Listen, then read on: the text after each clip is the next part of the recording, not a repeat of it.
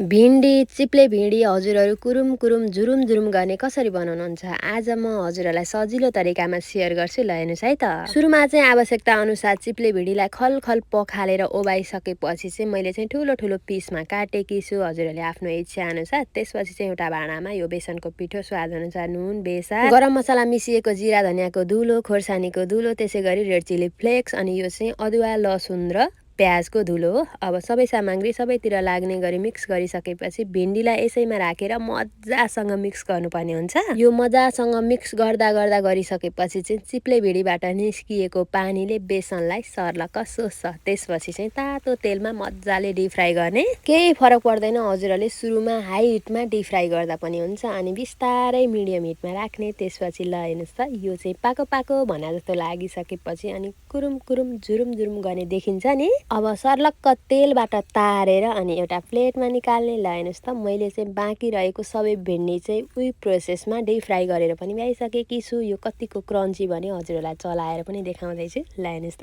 Ready ready ready.